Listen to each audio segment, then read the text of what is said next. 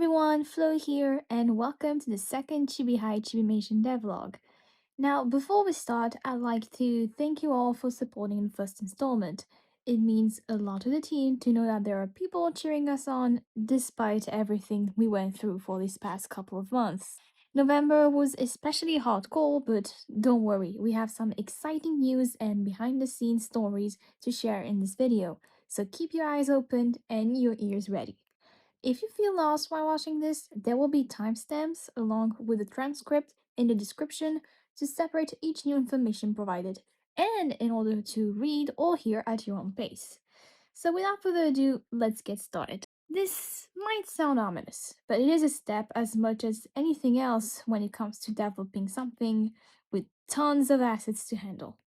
Throughout the month of November, and thanks to the help of the trusty upload helpers, we finally managed to complete our goal of 7,000 assets for the beta launch. The last step was handling what comes next on this website, introducing the ChibiMation Asset Uploader. This is where all the assets have been stored and cataloged for the past year, a backend of how your favorite assets are in-game.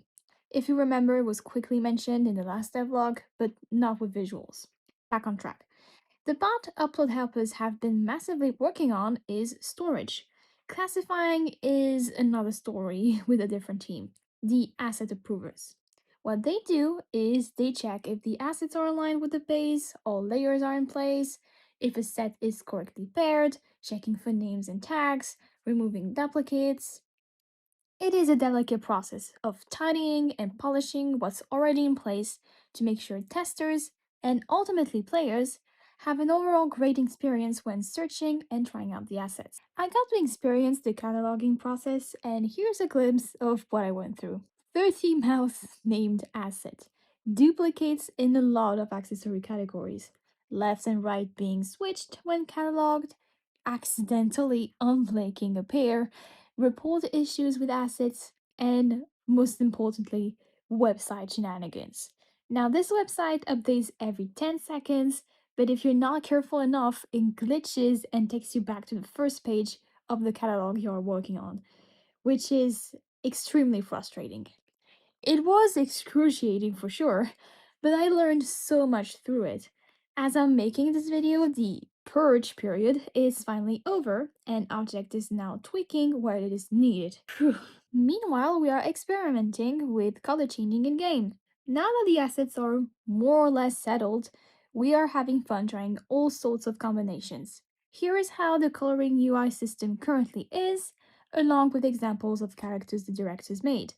But that's not all. Our artists and designers are cooking up exclusive sets and poses, static and animated.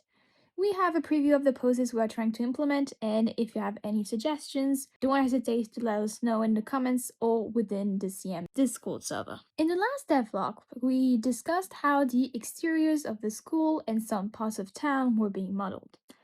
Well, they were halted as we decided to switch focus on the entire school itself, precisely the inside. Out of the 14 planned locations within the building, 10 are complete yet need some polishing, 1 is currently being modeled, and 3 are still waiting to be made. Those rooms took some time to conceptualize, but also to see in practice what needs to be adjusted. Take, for example, the science lab.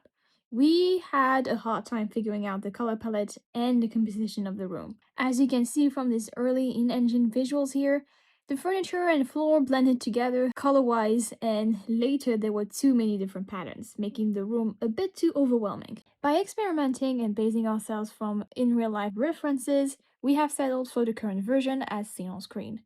These previews aren't final, so some elements will potentially be changed. You can slow down or pause the video if needed to visualize all the 9 other rooms made so far. We can't wait for you guys to be able to step inside and have a look around yourselves. Those rooms, once all done, will soon be interactive, and hopefully some will have some awesome minigames, but that will be discussed for a later time. And now onto the community aspect.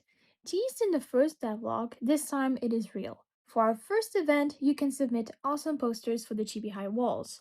And it's not limited in time, this is a permanent event. Interested?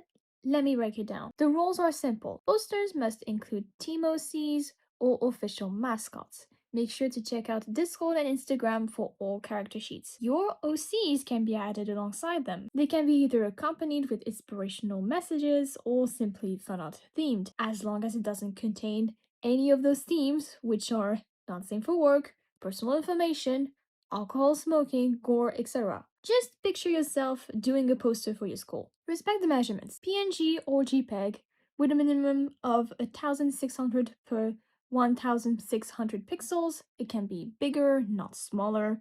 If you add text to your posters, make sure they are readable, as we will be reciting the posters to be put in game. And remember, this is an art contest. We won't be accepting gacha OCs, nor tracing, copying other existing works. Once everything is set, you can submit in the Google form waiting for you in the description. We can't wait to see what you guys have in store. If you have any questions related to the event, we have a dedicated room in the Discord server. Another thing, and if you haven't heard, our co-director Spork has released awesome tracks for ChibiHigh and ChibiMation. You can listen to them right now on YouTube, Spotify, and use them under your posts for Instagram and TikTok. Very cool, right? Let us know what you think of those musics and don't hesitate to suggest more musical ideas. I'm sure Spork will consider some of them. There is so much more that I'd like to share with you guys. However, this might not be the place for that. One of the many reasons is that it's still a work in progress, and I kinda did say that unless I'm 90% sure that it is going to be happening and complete, I will be sharing the information, but for now it's not the case. So this will be where the second devlog video ends. If there is anything else you'd like to ask related to the stuff shared here, make sure to head down in the comments section. Well, okay, fine. I will be spoiling you guys a little bit. Seriously, this will be the end for this specific video. Thank you for watching and have a great day or night. Bye everyone!